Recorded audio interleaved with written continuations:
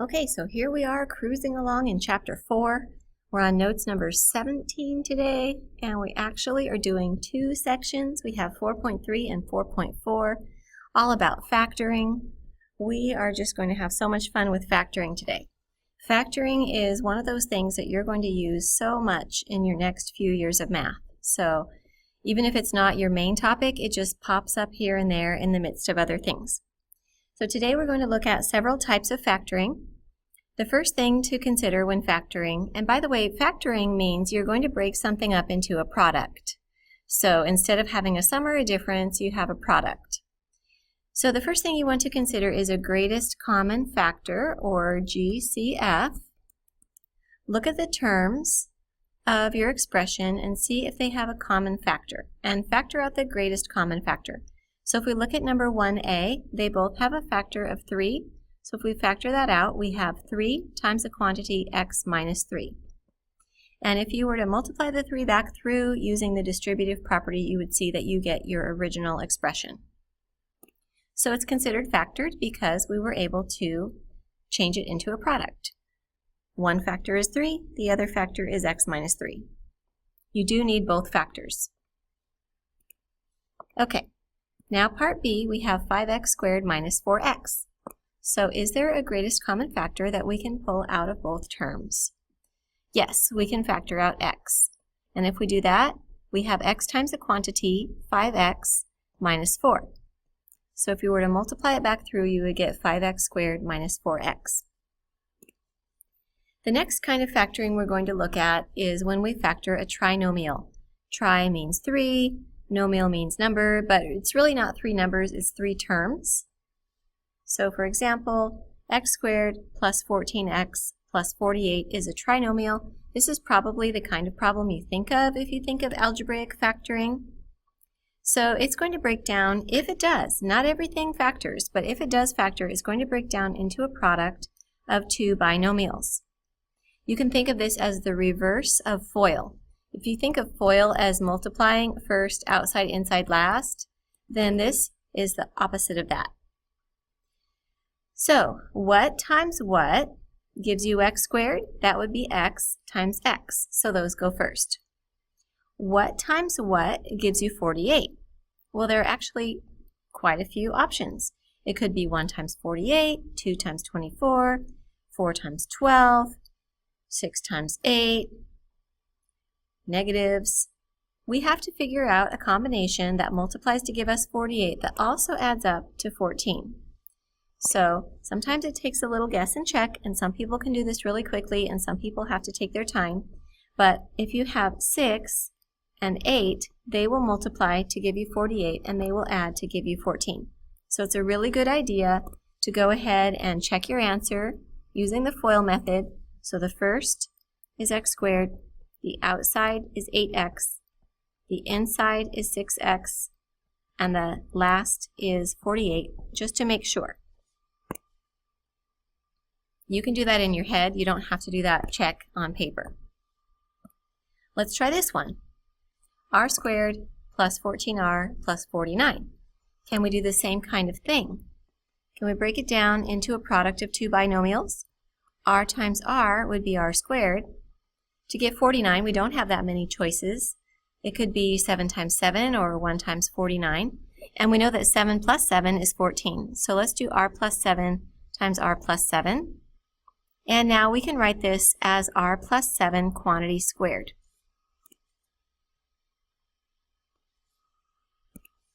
Part C. X squared minus 9x minus 5. Okay, let's see if we can do the same kind of thing. So to get x squared, we would have x times x, and then 2 numbers that multiply to give us negative 5. So we don't have very many choices. We could do 1 and 5. So one of them would be negative, one of them would be positive. Negative 1, positive 5, or positive 1, negative 5. So what happens if we try negative 1, positive 5? When we check the insides and outsides, we do not get negative 9x. What happens if we do positive 1, negative 5? When we check the insides and outsides, we do not get negative 9x. and there are no other options. So this is not factorable.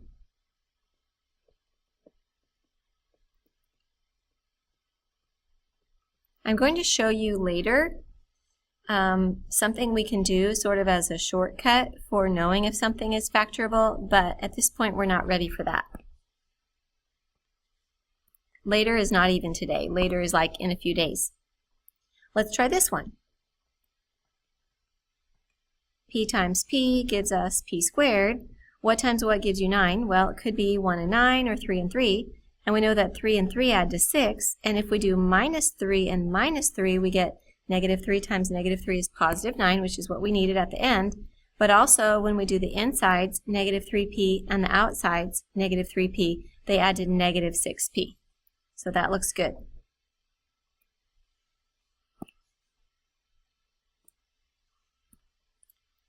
Okay, this example has a leading coefficient of 3. All the previous ones had a leading coefficient of 1. So you might have a number here that's not 1, and that might make the problem significantly more complicated. It just depends on the numbers. In this case, it's not that much more complicated because 3 is prime, so your only choices are 3x times 1x. It doesn't matter where you put each one. And then it's just going to be a little bit more complicated to figure out what numbers to multiply to give us 8, and also to get the insides and outsides to work out to be negative 10x. So you're going to have to fiddle with it a little bit. What would you use to get 8? 1 times 8, 4 times 2, negative 1 times negative 8, negative 4 times negative 2. I'm thinking of going with the negatives because we have this negative 10x in the middle. So if we try different things, I think we're going to arrive at, well, how about negative 4 here, and how about negative 2 there? And that way, the outside is negative 6x, and the inside is negative 4x, and those add to negative 10x. So that looks good. Number F. Here's another one that has a leading coefficient that's not 1, so it might be a little bit more difficult to find the combinations, but we just try different things. To get 6x squared, do you want 2x and 3x? Do you want 1x and 6x? You're going to have to try something and see how it works out. To get 15, do you want 5 and 3? Do you want 15 and 1? Chances are, since this middle term is only 1x, these numbers are going to be fairly close together in size. So what if we try a 3 times a 5 to give us 15? Let's do a minus 3 and a plus 5, so we get negative 15. And so that on the inside we have negative 9x, and on the outside we have positive 10x, and those add to negative x. So that looks right. If you don't get it on the first try, you just try another combination, and you're probably trying them in your head. That's what I'm doing. I'm trying them in my head, and then I'm writing down the one that works. But you can write them on paper also. Okay, let's take a look at a couple more trinomials, and we're going to use these to help us find a special factoring pattern. So m squared minus 22m plus 121. Okay, not a lot of choice there. M times m for m squared. And then for 121, chances are we're going to do 11 times 11. And if we do minus and minus, we'll get our negative 22m in the middle. So let's write this as m minus 11 quantity squared. And then 3b. We have 9y squared, so we could try 3y and 3y, or we could try 1y and 9y. But if we start with 3y and 3y, we have to use 1 times 1 to give us 1. Notice the insides and outsides, 3y and 3y, those add to 6y, and that's what we wanted. So we have 3y plus 1 quantity squared. So notice that we've had several problems where we get the same factor twice. In 3a, we got the same factor twice. In 3b, we got the same factor twice. In 2b, we got the same factor twice. And I didn't even notice, but in 2d, we got the same factor twice. What do these all have in common? Notice that our last number is a perfect square. Our first term is a perfect square. Let's go back, see if that's true back here. 49 is a perfect square, r squared is a perfect square, 9 is a perfect square, p squared is a perfect square. So we start and end with a perfect square. And then the middle term, like the negative 22m, well, the square root of 121 is 11. The square root of m squared is m. And then if we take 2 times that, 2 times 11 times m, we get the middle. The square root of 1 is 1. The square root of 9y squared is 3y. 3y times 1 is 3y. If we take 2 times that, we get 6y. So the special factoring pattern is, they're called perfect square trinomials, or perfect trinomial squares, or just trinomial squares. Everybody has their own slightly different name. You have a perfect square to start, a squared. You have a perfect square to end, b squared. And then the middle term is either plus 2ab or minus 2ab. If it's plus, then your factors are a plus b times a plus b. If it's minus, then your factors are a minus b times a minus b. So if you happen to recognize that you have a perfect square trinomial, you can jump right to the same factor twice. If you don't happen to notice, it's really no big deal because you can just factor it the normal way. But it's good to know that that has a special name. Okay, we're going to look at some binomials now. So if trinomials have 3 terms, then binomials have 2. So here we have h squared minus 25. You can imagine that it says h squared plus 0h minus 25. And factor it into a product of 2 binomials. H times h gives you h squared, and to get negative 25 you need a minus 5 and a plus 5. And then if you FOIL, notice the inside is negative 5h and the outside is positive 5h, and those add to 0, 0h. So notice that the terms, or the factors I should say, look alike, but one has a plus and one has a minus. And it doesn't matter what order you put those in. What if we have something similar? I used w this time. What if we have w squared plus 25 instead of minus? Well, could you do w times w to give you w squared, 5 times 5 to give you 25, and then plus and plus to give you plus 25? Will that work? The inside is 5w, the outside is 5w, and those add to 10w, so that does not work. Let's try, how about w minus 5, because negative 5 times negative 5 gives you 25, but the inside is negative 5w, and the outside is negative 5w, and those add to negative 10w, so that doesn't work. There's nothing else to try. I suppose we could do like 1 and 25, but it's not going to work either. This is not factorable.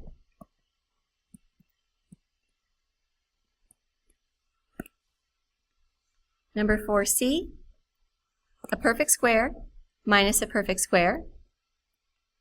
Try 2 binomials. Try 9x times 9x to give you 81x squared. Try 2 times 2 to give you 4, 1 with a minus, 1 with a plus. It doesn't matter what order you put those in. And what's going to happen to the inside and outside? Well, the inside is negative 18x, and the outside is positive 18x, and those add to 0. So that worked. What do A and C have in common that B does not? They both have perfect squares to start and perfect squares to end, but what makes them different? And will D be possible? I'm listening. Very good. Yeah, you're right. So if you have a perfect square minus a perfect square, it's factorable. We'll get 10f plus 7 minus 7. 10f plus 7, 10f minus 7. So the special factoring pattern that we're seeing here is called a difference of squares. You have a perfect square minus a perfect square. Notice that it doesn't work for a sum of squares. This one up here, it was a sum of squares, not a difference. Difference means minus. So it only works for difference of squares. A squared minus b squared is a minus b times a plus b. And by the way, bonus vocabulary term, these are called conjugates. If one has a plus and one has a minus, but otherwise they look alike, they're called conjugates. That comes up a lot as we move forward in the next couple of years. Okay, so I think we're rounding the corner here. We have a couple more things to do. What we want to do next is remember that sometimes there are multiple kinds of factoring in one problem, and you always want to factor completely. So let's take a look at this one. It is a binomial. It has two terms. Notice that both terms have a greatest common factor of 3. We always want to think about the greatest common factor first. So if we factor 3 out of both terms, we have 3 times the quantity x squared minus 100. Now x squared minus 100 can be factored because it is a difference of squares. So don't forget about the 3, it's still there, and then factor x squared minus 100 into x minus 10 times x plus 10. Now it's completely factored. Okay, let's take a look at this one. Do we have a greatest common factor? You could factor 5 out of all 3 of these terms. You could even factor negative 5 out of all 3 of these terms. And I'm going to go ahead with negative 5 because I think that's going to make the next step easier if there is a next step. If we factor negative 5 out of all of them, here we have a trinomial in the parentheses, and let's see if that trinomial factors any further. We might as well try. 5y squared, we really only have one choice, 5y and y. And 7, we really only have one choice, 1 and 7, but we don't know where to put each number. We might have to fiddle with that. If I put 7 there and 1 there, minus and minus is going to give us a positive 7. And then for the inside, negative 7y. For the outside, negative 5y. That does give us negative 12y. So here we have it. And remember, negative 5 is part of the expression. We don't just make it disappear. Okay, now we're going to apply our factoring to solving equations. So every problem we've done so far today has not been an equation, it was an expression. It was just a series of terms, no equal sign. Now we're going to apply the idea to equations. And we saw in our last lesson on intercept form, when we had factors set equal to 0, we set each one equal to 0. That's the idea that we're using here. The zero product property says if a times b equals 0, then a equals 0 or b equals 0. And in math, when you see or, it means or it could be both. So let's see how we would apply that to the next problem. We have the equation x minus 3 times x plus 2 equals 0. So either x minus 3 equals 0 or x plus 2 equals 0. So that's what we write. X minus 3 equals 0 or x plus 2 equals 0. And then you solve each one, and you get x equals 3 or x equals negative 2. I do want you to show, when you're showing your work, I do want you to show both equations written down with the word or in between, and then solve them. I have seen so many students just try to do it in their head, and then they say x is negative 3, or they say x is negative 3, and they say x is 2, but that's not right. So take the moment, show your work, and then you're also showing you understand the concept of what you're doing. And you're avoiding mistakes. So this one's not factored, so we're going to go ahead and factor it, if it's possible to factor. And it factors into x plus 3 times x plus 3. So we set those equal to 0 using the zero product property, although they are the same thing, so we really don't have to write it twice. We get x equals negative 3. Part C. Notice that this one does not say equal 0, and it is critical to have equal 0 if you're going to use the zero product property. There's a reason it's called the zero product property. Here's a question for you. If two things multiply to give you 1, does that mean one of them is 1 or the other one is 1? Is that true?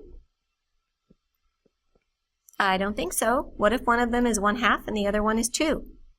What if one of them is negative 1 and the other one is negative 1? So it only works with 0. So don't try to apply this property to any other number.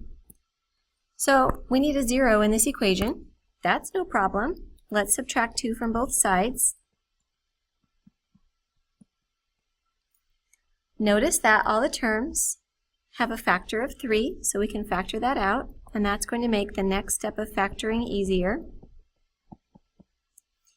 You can divide both sides of the equation by 3. But if you divide both sides of the equation by 3, I don't want you to go back to a problem like this and think you can divide by -5 because this doesn't have two sides.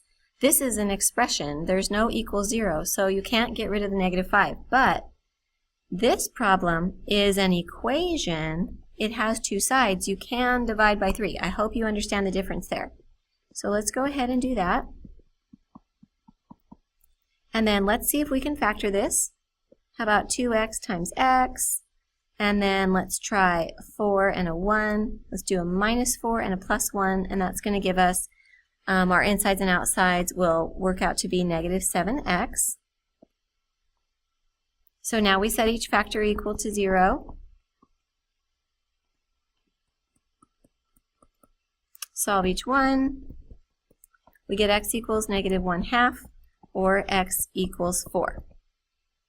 Now suppose I decided not to divide both sides by 3, then I would set each, I would still have a 3 here and a 3 there, and I would set each of the 3 factors equal to 0.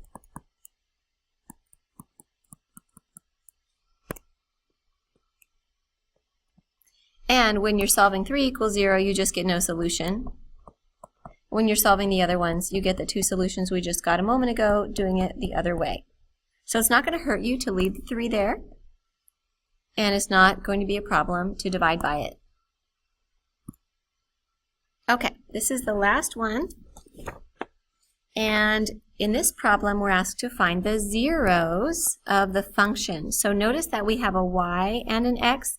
This is a function, something you might graph like a parabola. It's not an equation, it's not an expression. Do you understand the difference between function?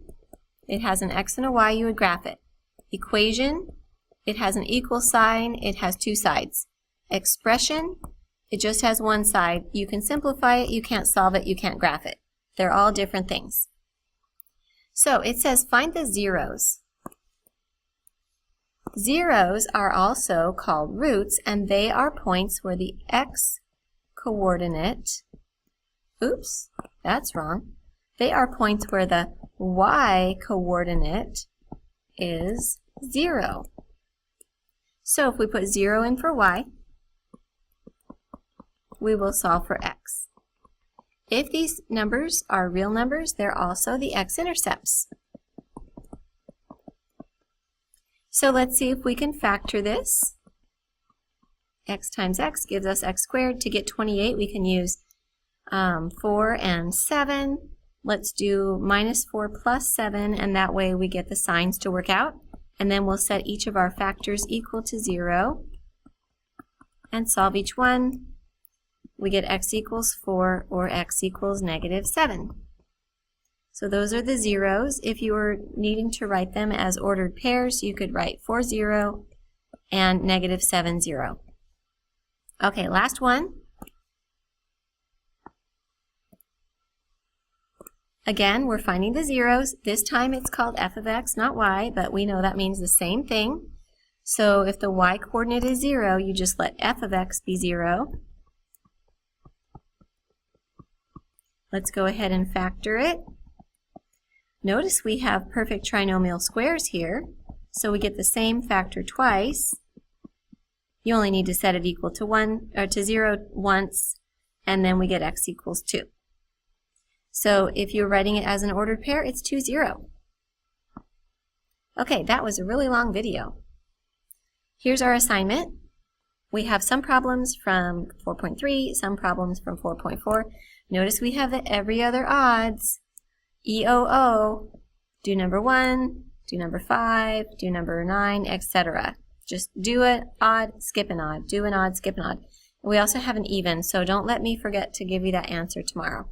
Thank you, everyone.